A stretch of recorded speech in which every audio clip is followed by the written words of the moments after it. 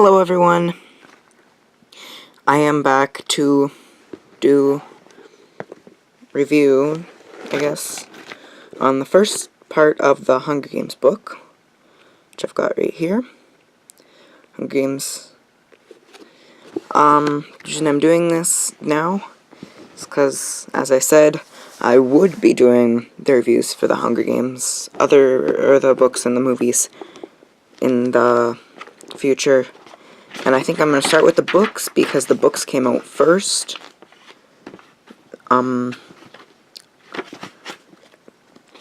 So yeah, here we go. So, part 1 of the book is what we're going to be reviewing today. We're going to do the book in 3 parts, the review. So, the first part is the tributes. Now, the beginning of the book is the tributes. There's 3 parts in this book, but, the tributes is, I think it's a good way to start it, because it really gives you a good, background of, what living in this society is like. And then, it moves on into, the reaping. Is that the second section? Just a minute. The second section is the games. Oh, yeah. So, the reaping is part of this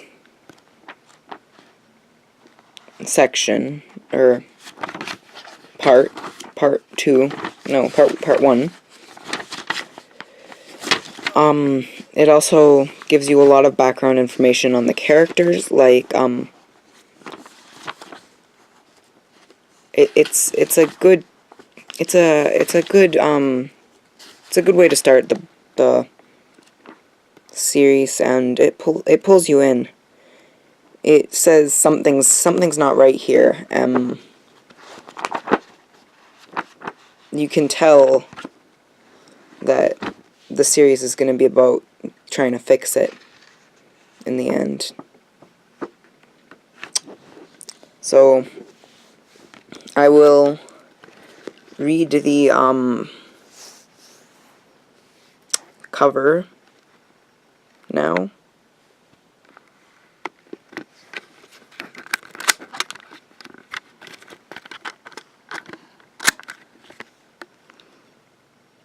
I'll show you the back cover.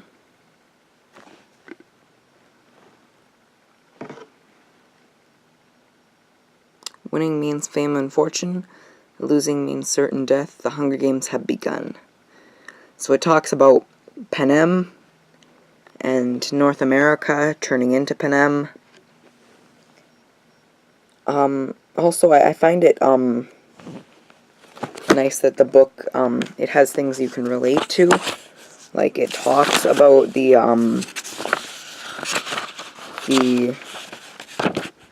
places where it's based off of. Like, the capital is the Rocky Mountains.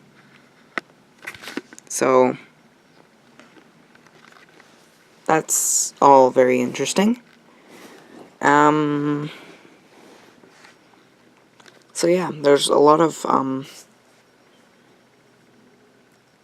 the other thing I'd like to say about this book, though, is it's not suitable for all ages. I would say refrain from reading this book until, I don't know, you're at least have the maturity of an average 12-year-old. And I'm not talking like mature like I can do things myself. I'm talking mature like mental maturity. Like, some people might be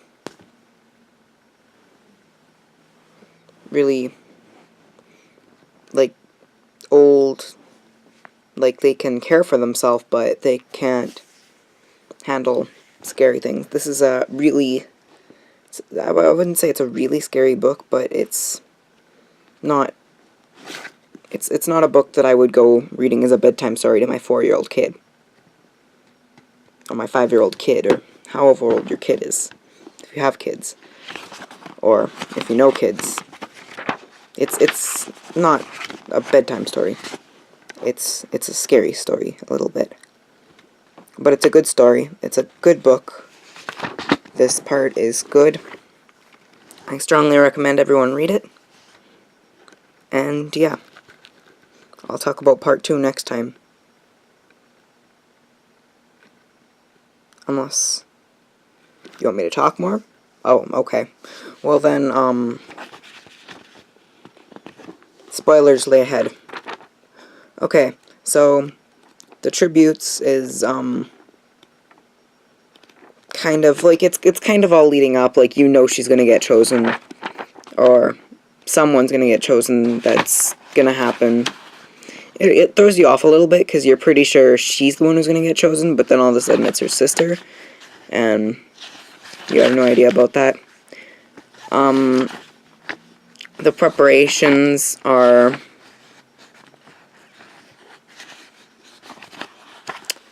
very funny at parts. There are funny parts, there are sad parts, there are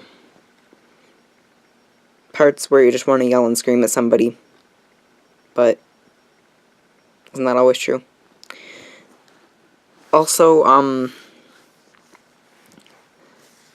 unlike the movie always, well, there are parts where, similar to the movies, you're just like, you think the characters should be a little bit smarter than they are. Like, running into a bloodbath is kind of stupid. You'd think people would know not to do that, but I guess maybe it's the only way they can think of that they can live. Anyway, I thank you all for watching, and I'll see you soon.